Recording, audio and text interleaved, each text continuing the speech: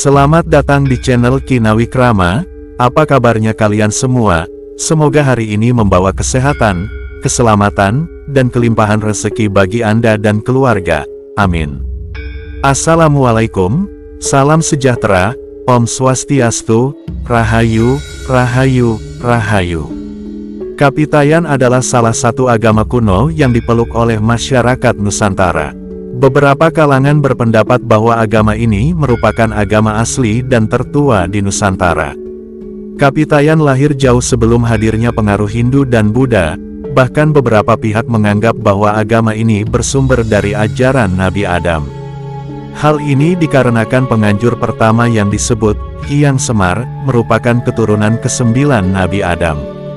Pernyataan bahwa Hyang Semar merupakan keturunan ke-9 Nabi Adam ialah didasarkan pada catatan yang tertera pada kitab kuno, Pramayoga, dan Pustaka Raja Purwa, yang meruntut silsilah Hyang Semar dan memposisikannya sebagai keturunan Nabi Adam yang ke-9, Agus Sunyoto, dalam Agama Bangsa Nusantara 2015. Jika dalam beberapa literatur sejarah, utamanya yang diajarkan dalam buku-buku di sekolah-sekolah, menyebut para leluhur Jawa menganut tradisi animisme dan dinamisme dalam keberagamaannya, maka fakta sejarah telah menerangkan secara gamblang bahwa Kapitayan sebagai agama asli bangsa Nusantara, menampilkan konsepsi monoteisme dalam ajaran agamanya.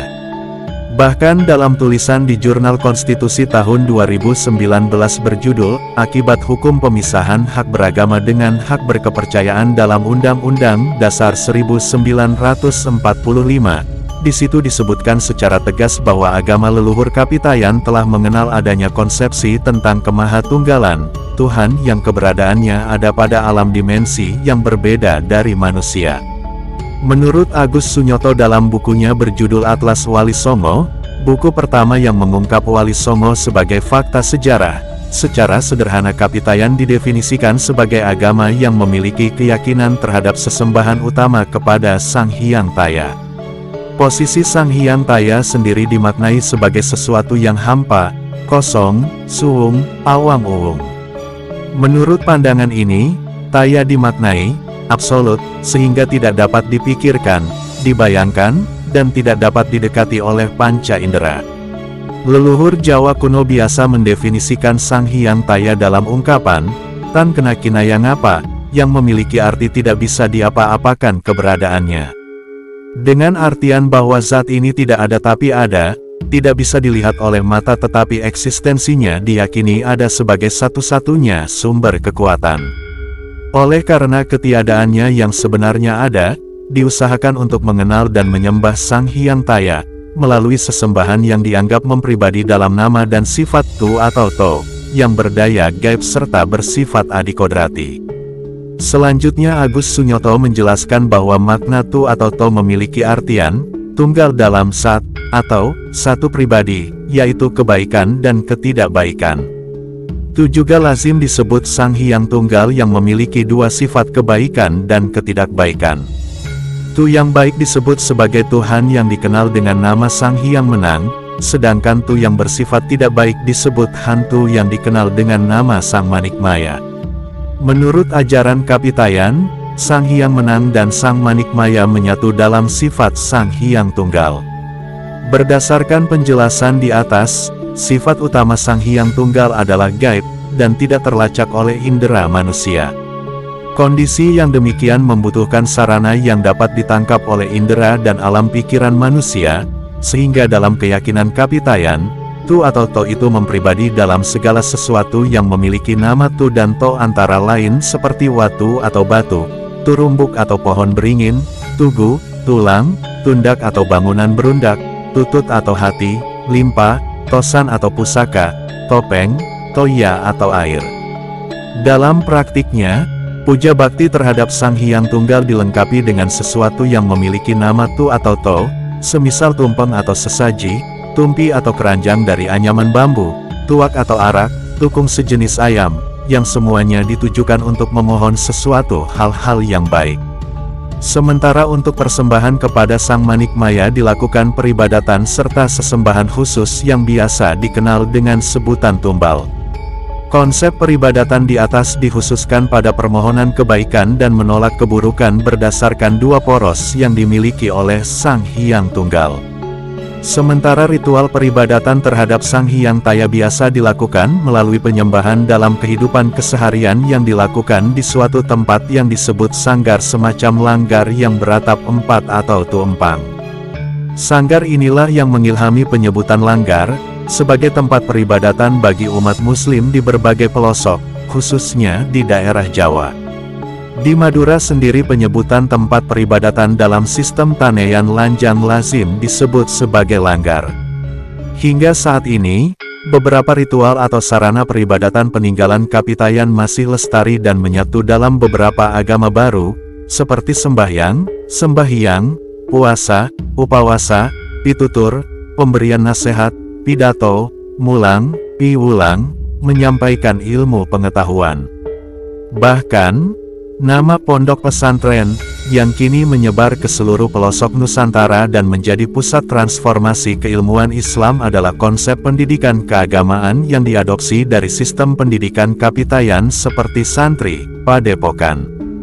Konsep dan ajaran agama yang sedemikian lengkapnya terkesan terlalu diremehkan jika hanya dianggap sebagai pemuja animisme sebagaimana yang diwarikan dalam banyak buku-buku sejarah yang beredar di pasaran. Belum lagi soal tuduhan pelaku sinkretisme serta mencampur adukan agama dan budaya yang acap kali disematkan kepada para penganut agama lokal. Padahal fakta sejarah telah menyajikan banyak berita dan data tentang adanya ajaran monoteisme dalam beberapa ajaran agama lokal, termasuk diantaranya dalam ajaran Kapitayan. Belum lagi soal tradisi keagamaan kita saat ini yang nyatanya telah banyak mewarisi istilah-istilah yang sebenarnya telah ada sejak zaman Kapitayan yang menjadi salah satu dari beberapa agama asli bangsa Nusantara. Sebagaimana lazimnya agama-agama besar dunia, Kapitayan juga memiliki konsepsi tentang bagaimana membangun relasi antar umat beragama. Artinya selain pandangan absolut terhadap keyakinan agamanya yang memberikan sesembahan kepada Sang Hyang Taya, Muhammad Sultan Fatoni, buku Pintar Islam Nusantara 2017, agama ini juga tidak menampik keberadaan agama dan kepercayaan lain di luar keyakinannya.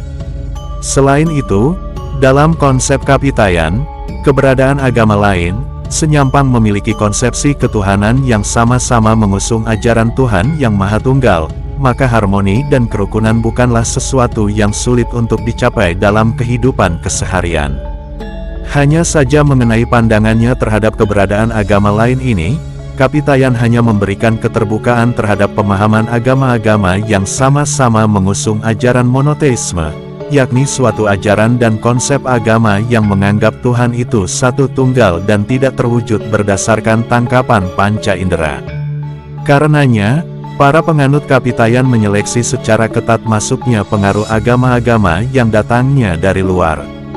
Para penganut Kapitayan sebenarnya sempat menerima ajaran Hindu Wisnu, namun karena di kemudian hari diketahui bahwa agama ini meyakini bahwa Dewa Wisnu dapat berwujud sebagai manusia, di kemudian hari para penganut Kapitayan menolak keberadaan ajaran ini.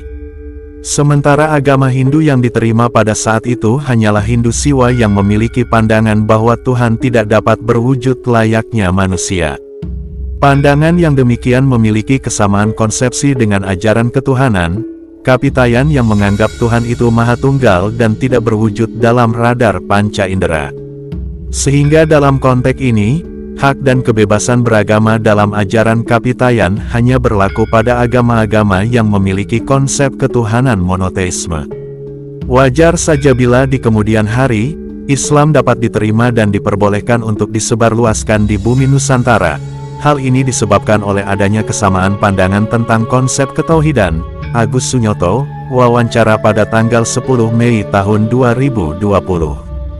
Meskipun terkesan kaku dalam menerima keberadaan agama lain, tetapi keterbukaan Kapitayan terhadap agama monoteis lainnya patut diapresiasi, karena di zaman itu telah ada ajaran agama yang mengusung semangat moderatisme. Fakta yang demikian semakin mengukuhkan keberadaan bangsa Nusantara sebagai bangsa yang mencintai kerukunan dan menjunjung tinggi nilai keadaban. Untuk itu, Menjadi tugas kita bersama sebagai pewaris tradisi leluhur untuk tetap menjaga dan memastikan kehidupan berbangsa yang harmonis, beradab, dan menghargai perbedaan. Terima kasih sudah menonton sampai selesai, semoga bermanfaat. Wassalamualaikum warahmatullahi wabarakatuh.